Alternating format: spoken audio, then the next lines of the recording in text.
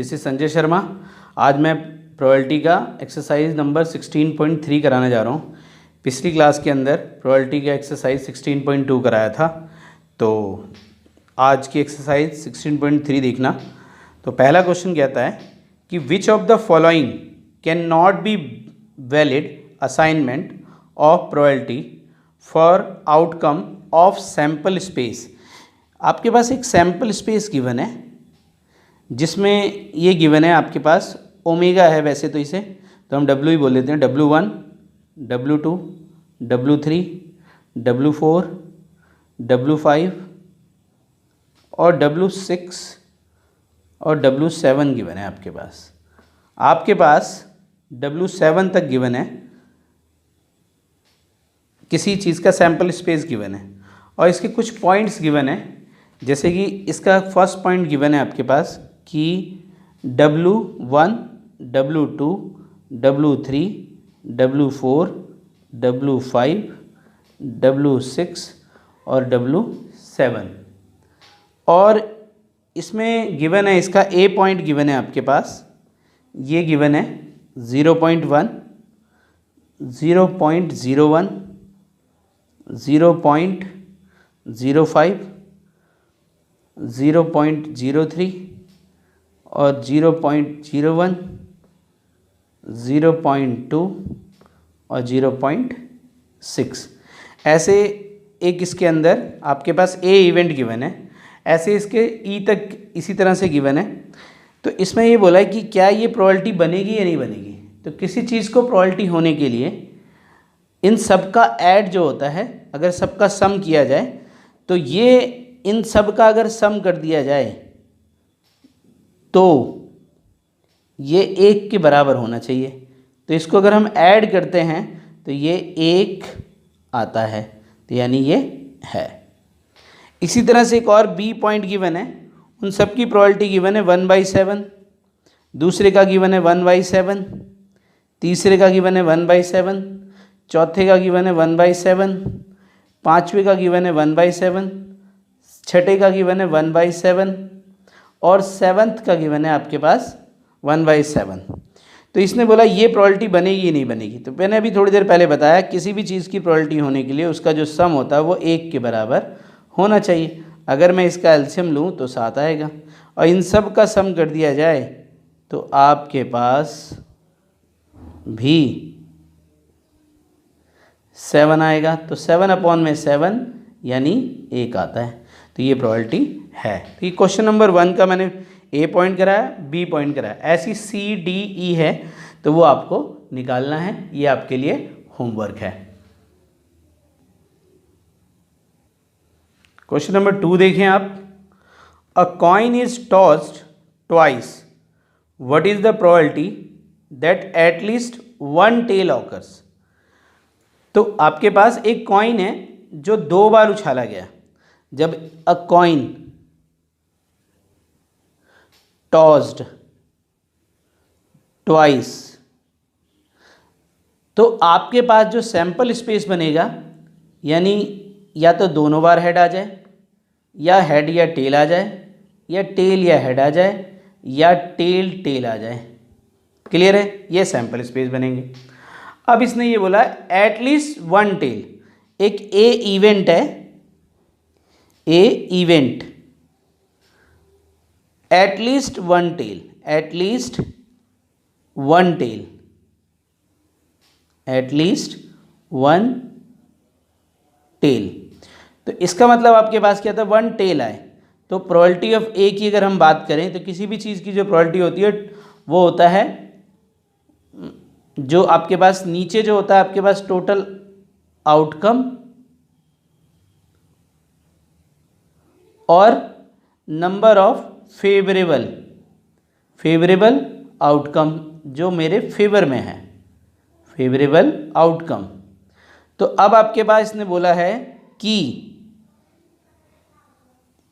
At least 1 tell आया है। तो 1 टेल की अगर मैं बात करूं तो इस पे भी 1 टेल आ रहा है, इस पे भी 1 टेल आ रहा है, इस पे भी 1 टेल आ रहा है। 1 टेल कम से कम 1 टेल, यानी ज़्यादा से ज़्यादा कितने भी हो सकते हैं। तो ये 1 और 1 1 और 1 ये तीनों मिला करके यानी 3 और टोटल रिजल्ट कितना है 4, तो इसकी प्रोबेबिलिटी हो जाएगी 3/4। ये क्लियर आपको समझ में आ गया होगा। डन। अब क्वेश्चन नंबर 3 देखें। A die is thrown, find the probability of following event. एक डाई थ्रो की गई है, अ डाई थ्रोन, तो इसका जो सैंपल स्पेस है वो क्या होगा आपके पास, 1 2 3 4 5 और 6, इसके अलावा और कुछ नहीं आ सकता। अब इसके बाद इसने बोला हुआ है एक इवेंट बोला हुआ उसने, ए इवेंट है, prime number will appear, prime number appear हो तो probability of A prime number appear हो, ए इवेंट है जिसपे प्राइम नंबर आए, प्राइम नंबर, तो प्रोबेबिलिटी ऑफ प्राइम नंबर कौन कौन से होते हैं, एक 2 होता है, एक 3 है जो अपने अलावा किसी और से नहीं कटता, तो ये 3 है, तो यानी 3/5, ये पहला केस। इसके बाद दूसरा केस इसने बोला हुआ है कि अ नंबर ग्रेटर देन और इक्वल टू 3 विल अपेयर, एक नंबर आए जो इक्वल टू 3 के बराबर आए और ग्रेटर देन और इक्वल टू 3, मतलब कि 3 से ज़्यादा हो या 3 के बराबर हो। तो बी इवेंट मान लेते हैं इसे हम, तो क्या बोला कि ग्रेटर देन 3 और इक्वल टू, ग्रेटर देन 3 और इक्वल टू, तो ग्रेटर देन 3 से ज़्यादा, तो 3 भी आना चाहिए, तो 1 2 3 4, यानी 3 आए 4 आए 5 आए 6 आए, तो ऐसे नंबर बनते हैं 4/6, तो 2 दूनी 4 2 3 6, यानी 2/3 है आपके पास आंसर है। ये दूसरा पॉइंट था। इसी तरह से थर्ड केस भी है इसके अंदर। एक थर्ड केस क्या कह रहा है, अ नंबर लेस देन और इक्वल टू 1 विल अपेयर, एक नंबर लेस देन और इक्वल टू 1। अब सी इवेंट क्या कह रहा है, सी इवेंट है नंबर आए लेस देन और इक्वल टू 1, मतलब 1 या 1 के बराबर आए, 1 से कम या 1 के बराबर आए, तो 1 से कम तो कोई है ही नहीं, तो इसमें 1 के बराबर तो है, तो एक ही आइटम है इसमें वो 1, तो यानी 1/6 आंसर हो जाएगा इसका। ये थर्ड पॉइंट था। एक 4 पॉइंट और देखते हैं इसके अंदर। यहाँ पर 4th पॉइंट में आपके पास क्या कहता है कि a number more than 6 will appear. अब इसमें एक डी इवेंट क्या कह रहा है, अगर प्रोबेबिलिटी ऑफ डी निकालें कोई इवेंट की, मोर देन 6 विल अपेयर, अब मोर देन 6 तो है ही नहीं इसमें, यानी 0 आ रहा है, कोई भी नहीं है, और टोटल कितने 6, तो 0/6 0 ही हो जाएगा। क्लियर है। इसी तरह से एक 5th पॉइंट और देख लो आप। 5th पॉइंट क्या कह रहा है, a number less than 6 will appear, number आए 6 से कम आए, तो आपके पास अगर प्रोबेबिलिटी ऑफ ई एक इवेंट मान लिया जाए, तो इसे 6 से कम आए, तो 6 से कम यानी 1 2 3 4 5, यानी टोटल 5 नंबर बनते हैं, तो 5/6। तो इसे मैंने डिटेल में नहीं बताया, लेकिन आपको ये सारी चीज़ें क्लियर हैं, ये आपने 10th में भी पढ़ी हैं, तो इसलिए ध्यान में देखिए। तो ये क्वेश्चन नंबर 3 था। क्लियर है। क्वेश्चन नंबर 4 देखें। अ card is selected from a pack of 52 card, यानी जो टोटल कार्ड है आपके पास, टोटल कार्ड वो आपके पास 52 हैं। अब इसमें इसने कुछ इवेंट्स बताए हैं इसने, how many points are there in sample space, तो इसके कितने सैम्पल स्पेस बनेंगे। तो आपके पास ए जो इवेंट है कि how many points are there in sample space, कितने सैम्पल स्पेस बनेंगे, तो इसमें से 52 में से 52 कार्ड निकाले जा सकते हैं, तो 52 के 52 सैम्पल स्पेस बनेंगे आपके। क्लियर है, क्योंकि 52 कार्ड हैं, 52 में से 52 कार्ड निकाले जा रहे हैं, तो आपके पास 52 ही सैम्पल स्पेस बनेंगे। तो ये पहला पॉइंट था। क्लियर है। दूसरा पॉइंट देखें इसके अंदर क्या लिखा हुआ है।